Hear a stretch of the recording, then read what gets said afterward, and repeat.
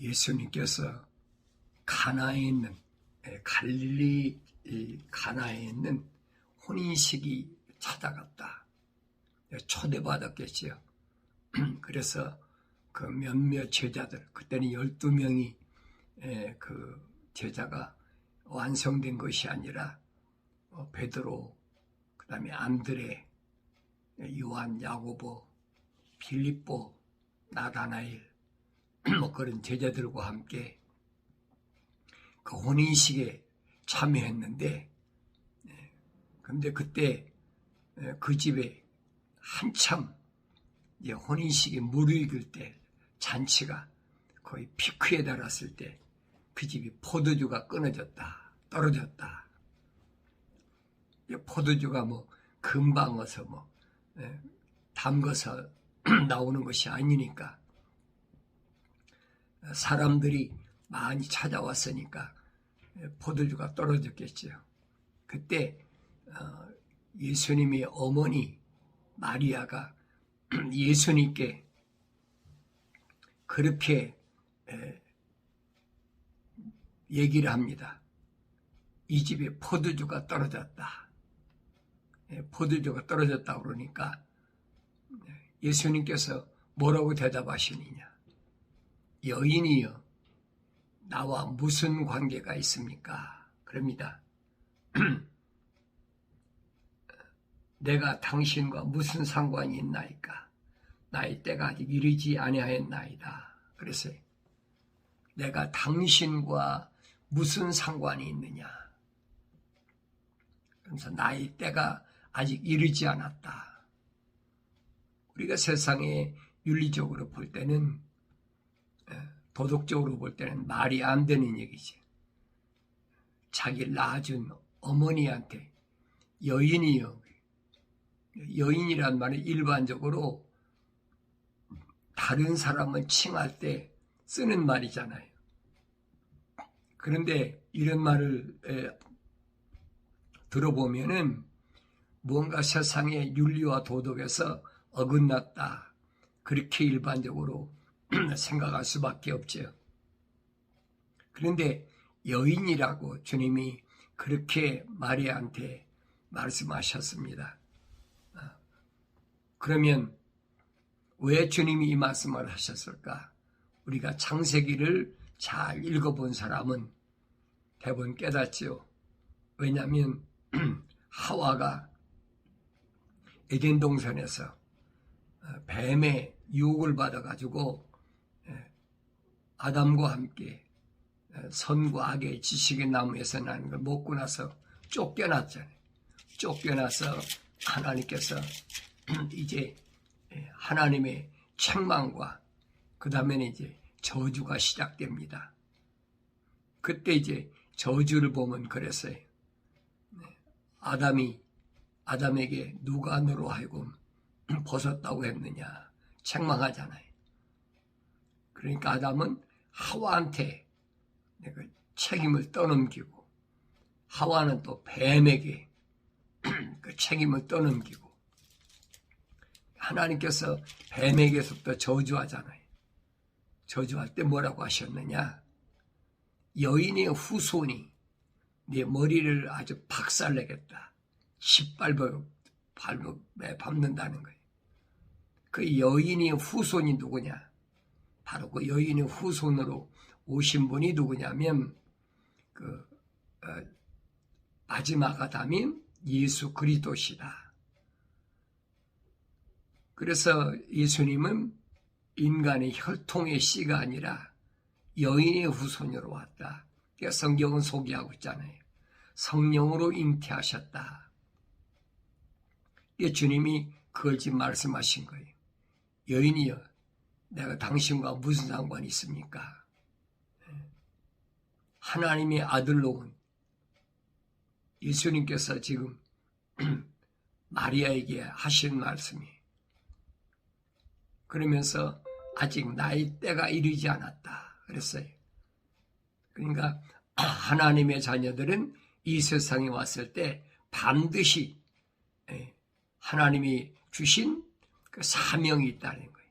하나님의 아들로서의 사명. 그 사명이 뭐냐? 주님은 하나님의 아들로서 온 사명이 뭐냐면 그는 성령으로 잉태하셨기 때문에 유일하게 그분이 십자가에 못 박혀 죽으심을 통해서 하나님의 거룩한 자녀들의 모든 죄를 사할 수 있는 능력을 주셨다. 다시 말하면 마귀, 뱀의 머리를 진이게 짓밟아버린다. 이제 박살내버린다는 거예요. 근데 그것은 다른 것으로 한 것이 아니라 자신이 십자가에 못 박혀 죽으심을 통해서 물과 피를 다 쏟음으로 인해서 깨끗하게 정결하게 씻어진다. 그러니까 성경은 인간의 몸의 피가 무엇 때문에 시작이 됐느냐? 그것은 하나님의 말씀을 거역했다. 그로부터 시작됐다. 그래서 첫 여자 하와가 하나님의 저주를 받아가지고 그렇죠? 너는 임신의 고통이 있다. 그래서 임신의 고통. 임신의 고통이 왜 있어요? 맨스가 있으는 게 맨스. 하나님 동산에서 하와가 자녀를 낳습니까? 안 낳잖아요. 세상에 쫓겨나와가지고 난 것이 그게 가인과 아벨인데 그게 가인과 아벨을 낳을 때는 맨스를 통해서 낳았다는 얘기예요. 그러니까 피의 제사를 드려야만이 제사함 받는다는 이 원리가 벌써 이때부터 시작된 거예요. 아벨이 피의 제사를 드렸다. 이건 제사함에 제사를 드렸다. 예배를 드렸다. 그래서 히브리서에서 사도 바울은 아벨은 가인보다 더 나은 예배를 드렸다. 제사를 드렸다. 그렇게 표현하고 있습니다. 주님은 이 땅에 오셔서 그가 마땅히 십자가를 지셔야 되는데 그 십자가를 왜 지시느냐? 그 십자가 지시는 게 뭐냐? 마귀의 머리를 박살내는 거예요. 사망의 권세를 깨트리는 거예요. 그러니까 우리가 십자가의 도를 올바로 알아야 돼요. 십자가를 왜 선포해야 되느냐 하는 거예요. 십자가를 선포하는 것은 사탄 마귀, 이 권세를 깨트리는 유일한 하나님의 방법인 거예요. 그러니까 한 분 하나님께서 그에 가신 일을 사람들은 혼돈하고 있단 말이에요. 세상의 어떤 종교를 섬기듯이 종교를 찾아 헤매듯이 나무로 십자가 해놓고 그 앞에 가서 무릎 꿇고 피 흘고 산에 가서 나무나 바위나 이런 데 비는 거나 똑같은 얘기지. 그 얘기가 아니란 얘기예요. 그러니까 이스라엘 백성들에게 하나님께서 이 십자가의 도를, 십자가의 길을 열어놓으셨어요. 언제 열어놓으셨습니까? 그건 이미 출애굽할 때 열어놓으셨어요. 출애굽할 때 시내산에서 중보자께서, 다시 말하면 예수님께서 천사를 통해서, 어떤 천사입니까? 불의 천사잖아요. 불의 천사를 통해서 모세에게 계명과 그 다음에 성막을 주셨다. 그랬어요. 계명과 성막이 무언가를 잘 알아야지. 계명과 성막은 뭘 가리키는 거 아니? 하나님의 공의와 사랑을 가리키는데 이 공의와 사랑은 뭘 말하느냐? 십자가를 가리키는 거예요. 공의는 예를 들어서 가로를 얘기한다면 그 사랑은 세로를 얘기한 겁니다. 그러니까 사랑과 공의가 뭔가를 아셔야 돼요. 이걸 올바로 깨달아야만이 하나님 말씀을 올바로 볼 수 있다. 그래서 이스라엘 백성들이 광야에서 40년을 통과할 때 그들을 통과하는 형태가 뭐냐? 십자가 형태예요. 동서남북 십자가 형태로 광야를 통과했어요. 그래서 스데반 집사는 죽기 전에 유대인들에게 말씀을 선포할 때 뭐라고 그랬냐? 광야 교회라 그랬어요. 광야 교회. 이 광야 교회를 주님은 베드로에게 밝히신 겁니다. 교회가 뭐냐는 거예요. 교회란 말은 에클레시아란 말인데 에클레시아란 말은 부르심을 받은 자 말입니다. 많은 사람 가운데 부르심을 받은 자. 그래서 바울은 말하죠. 그들 가운데 선택했다. 택하셨다. 그래서 그들로 하여금 신실하게 하셨다. 그래서 신실하게 하셔서 그들로 하여금 하나님을 영화롭게 하는, 하나님의 이름을 밝히 나타내는 이런 과정을 성경은 오늘 나에게 말씀하시는 것을 들을 수 있어야 된다 하는 것을 여러분에게 분명히 말씀드리고, 이제 제가 어제부터 아침 저녁으로 말씀을 30분씩 선포하는데, 왜 아침 저녁으로 선포하느냐? 아침 저녁으로 여러분들이 하루는 시작을 뭘로 하느냐? 예수 십자가로 시작하고 마지막도 십자가로 하루 일과를 마무리할 수 있는. 그래서 오늘까지만 여러분에게 제가 유튜브로 방송한 것을 보내드리고, 내일부터는 여러분들이 스스로 찾아서 읽으셔야 돼. 이제는 여러분들이 어린아이가 아니잖아요. 여러분들이 스스로 찾아서 제가 콘텐츠를 올려놓으면 여러분이 기독교 복음 전도자 훈련원이라는 그 앱을 깔아가지고, 아니면 여러분들이 유튜브에서 구독을 눌러놓으면 제가 유튜브 방송에 올려놓으면 자동으로 여러분에게 그 스마트폰에 인터넷에 올라가니까 그래 찾아 읽으시라, 들으시라. 제가 말씀드리는 거요. 그러니까 여러분들이 왜 오늘은 나한테 안 보내나 생각하지 마시고, 여러분들이 이제 스스로 찾아서 읽고 들으시는 그런 시간을 가지셔야 된다. 때가 되매 그랬어요.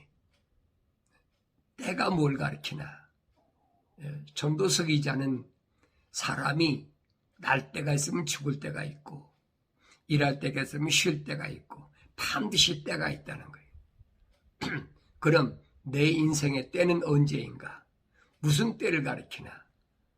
가장 소중한 것은 하나님의 거룩한 호흡으로 조성된 사람들은 무슨 때가 필요하냐? 하나님의 말씀을 들을 때가 필요하다. 겁니다. 하나님의 말씀을 들을 때, 하나님의 말씀을 들을 그 기회를 잃어버리면 들을 수가 없는 거지요. 아모스를 통해서 마지막 때는 사람들이 그랬어요. 사람들이 누굽니까?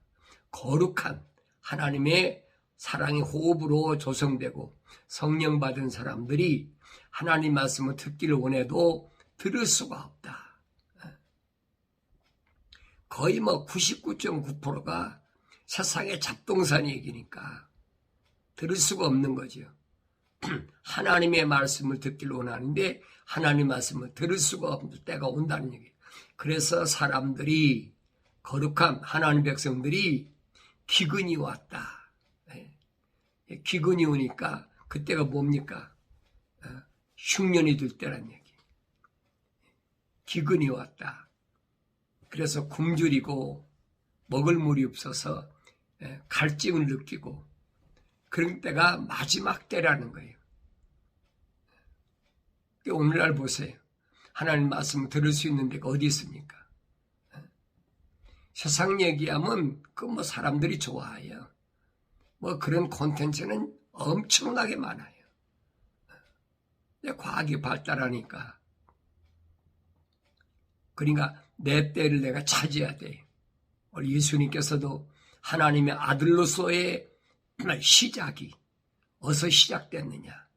바로 가나 혼인잔치 집에서 시작됐다. 그래서 예루살렘도 이방인의 때가 차기까지는, 그랬어요.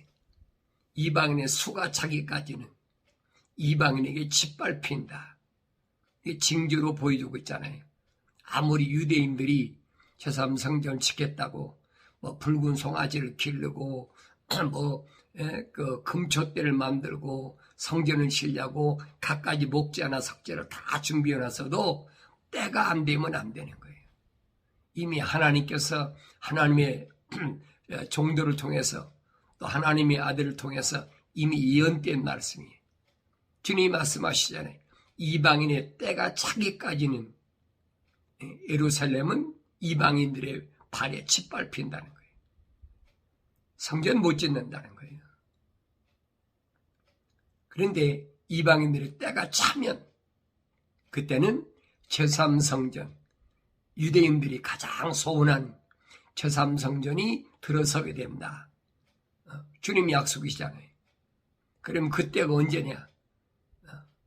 요한계시록을 보면 그때는 전삼년반이 시작되는 때다. 대환란이 시작되는 때다. 이제 다니엘서를 통해서 한때, 두때, 반때, 전삼년반과 또 한때, 두때, 반때, 후삼년반, 요걸 설명하고 있잖아요. 다니엘 때는 전삼년반을 1290일로 30일을 더했어요. 그 다음에 후삼년반은 기다려서 1335일인가요? 후삼년반. 그런데 주님이 분명히 말씀하시잖아요. 그때를 감한다. 누구를 위해서? 하나님의 택한 백성들을 위해서 그때를 감한다. 그래서 1265일, 아니 1260일, 42달을 전삼년반, 후삼년반으로 나눈다는 거예요. 이 요한계시록 가면 정확하게 설명해 주고 있어요. 전삼년반이 일어날 일, 후삼년반이 일어날 일, 어떤 일인가? 그때 마지막 나팔이 불려지면, 그 말입니다. 마지막 나팔이 불려지면 뭐가 끝날 때 5개월 메뚜기 환란이 끝나면 마지막 나팔이 불려지면 무덤에 있는 자들이 먼저 일어난다. 부활한다는 얘기. 먼저 일어나고 사도 바울은 설명하잖아요. 살아있는 우리도 그들보다 결코 앞서지 못하는데 그때 순식간에 눈 깜짝하는 사이에 내 몸에서 물과 피가 다 쏟아져 버린다는 거예요. 그 방법이 뭐가 있겠나 생각해 보세요. 그리고 무덤에서 부활한 자와 함께 공중으로 올라가서 재림의 주를 맞이한다. 그랬어요. 그러니까 그 약속을 믿는 사람은 지금이 기회라는 거예요. 지금이 때라는 얘기죠. 이 계시록 7장에 보면 그랬잖아요. 대환란 가운데서 셀 수 없는 많은 무리가, 흰 옷 입은 무리가 나오는데 환란을 통해서 알고가 쭉정이를 가린다는 얘기. 그 전에는 알 수가 없어요. 지금이 알 수가 있나요? 누구나 성경책 끼고 주일 성수한다, 안식일 지킨다. 그래 예수 잘 믿는 것 같지요. 이게 사실은 아니거든요. 세상의 종교를 택하듯이 이제 그런 사람들은 그러는 거예요. 그러나 예수 믿는 건 그거 아니라는 거예요. 예수 믿는 것은 뭘 예수 믿는 거냐? 하나님이 약속하신 약속을 믿고 명령에 순종하는 삶을 살아가는 것이, 그것이 올바른 기독신앙의 본질이고 또 그렇게 세상을 살아가야 되는데, 그때 당하는 어려움, 시련은 소위 세상으로 말하면 왕따 당한다고 그러죠. 소외된다. 꽤 외롭고 힘든 거지요. 그때 주님 만나 주신다는 거예요.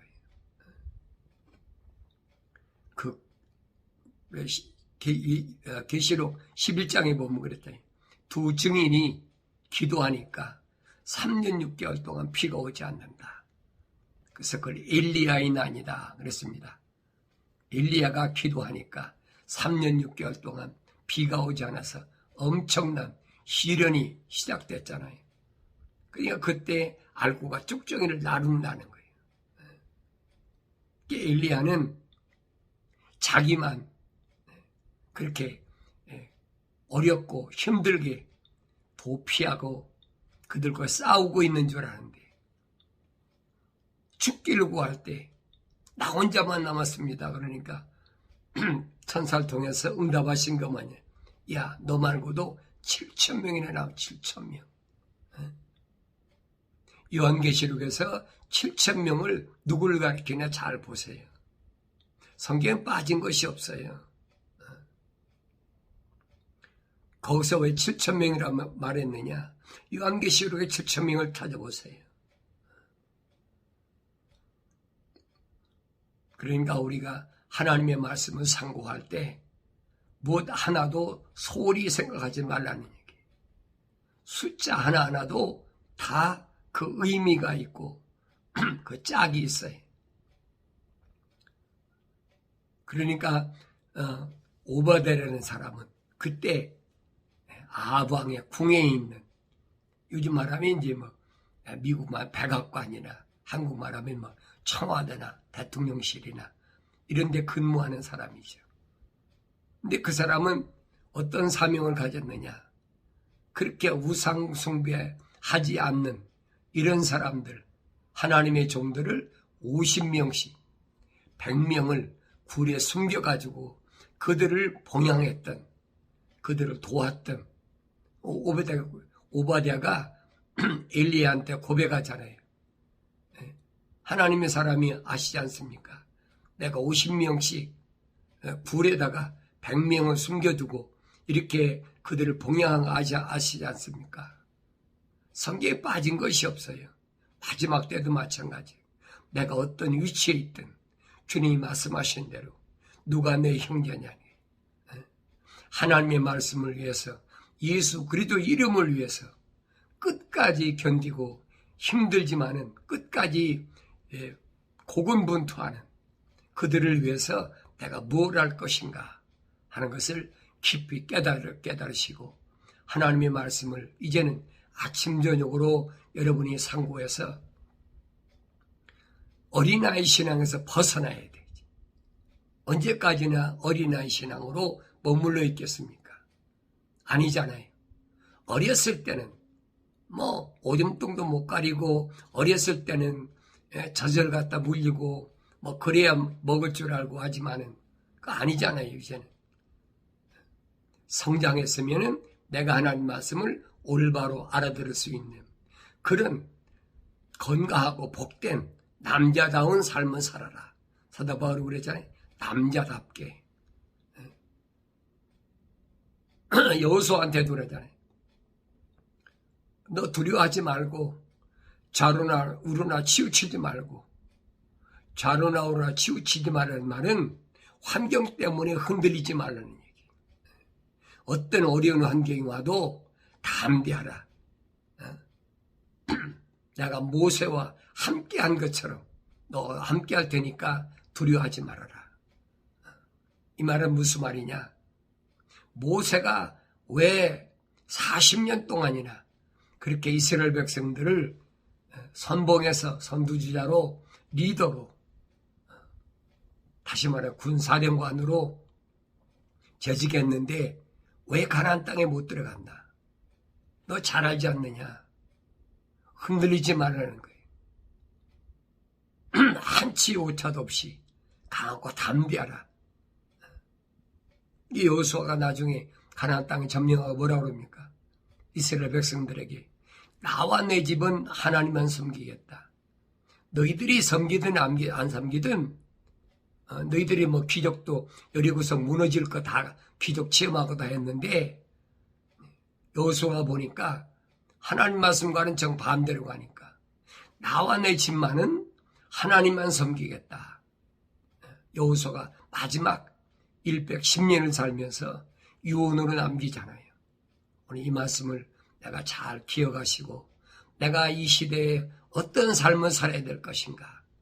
나와 내 집만은 하나님을 섬기겠다는 여호수아의 말을 다시 한번 되새기면서 아무리 어려운 시련이 와도 불굴의 의지로 내가 주님과 신기를 따라가겠다는 뜨거운 마음과 열정이 식어지지 않는 날마다 성령으로 충만함으로 내가 생각과 마음과 삶의 가치관이 이제 땅에서 머물리지 않고 하늘로 옮겨지는, 그래서 하나님 말씀을 올바로 깨달을 수 있는 그런 은혜가 충만한 그런 삶을 살아갈 때 내가 세상을 넉넉히 이기고 나로 인하여 내 주위에 있는 사람들에게 세상을 어떻게 살아가야 올바른 삶을 살아가는 것인가 하는 것을 확실히 보여줘야 되고, 그게 빛된 생활이 조그마한 것에서 흔들리지 않도록 주님 말씀하신 시험에 들지 않도록 기도하라. 반대로 말하면 기도하지 않으면 시험에 든다는 얘기. 순간순간마다 하나님 말씀을 여러분이 기억하시고, 사탄 마귀는 여러분 절대 세상 사람들에게 안 찾아와요. 그들은 세상의 종교는 세상의 신들하고 아귀다툼하는 거지 하나님의 사람은 거기 아니라는 얘기. 우리는 하늘의 교리를 말씀을 주님을 통해서 들었기 때문에 주님 말씀을 항상 기억하시고 내 마음속에 주님과 더불어 동행하는 삶, 주님과 더불어 아름다운 열매를 맺는 삶, 그런 삶을 위해서 나한테 무엇이 필요한가를 기억하시면서 내 주위에 있는 형제들, 불쌍한 그들을 위해서 내가 어떤 손을 펼 것인가. 광고 내고 나를 돕는 거 하지 말고 주님이 명령하시잖아요. 네 오른손이 안고 왼손이 모르게 하라. 왜? 하늘에 계신 하나님 내 아버지께서 다 보고 계시다는 거예요. 이미 네가 세상에서 구지한 거 네 입으로 파설해 버리면 너는 이미 상급 끝났다는 거예요. 하늘에 상급이 없어. 그러니까 오른손이 하는 거 왼손이 모르게 그렇게 형제를, 불쌍한 형제를 구지하고, 그때 주님께서 분명히 약속하신 대로 양과 염소를 나누시고 뭐라고 말씀하십니까? 복받을 자들이요 그랬잖아요. 하나님의 복받을 자들이다. 누구에게? 양들에게. 양들이 뭐가 염소하고 다릅니까? 이름이 있다는 거예요. 그래서 주님이 이름을 부를 때에 그 목자의 음성을 듣고 양들이 따라온다. 목자가 앞에 가면 양들이 따라온다. 주님이 십자가 지신 것을 기억하시고 날마다 내 몫에 태인 십자가가 무언가를 기억하면서 아무리 힘들고 어려워도 말씀과 기도로 거룩해질 때 넉넉히 이기며 주님 가신 길을 따라가게 되는 줄로 믿습니다.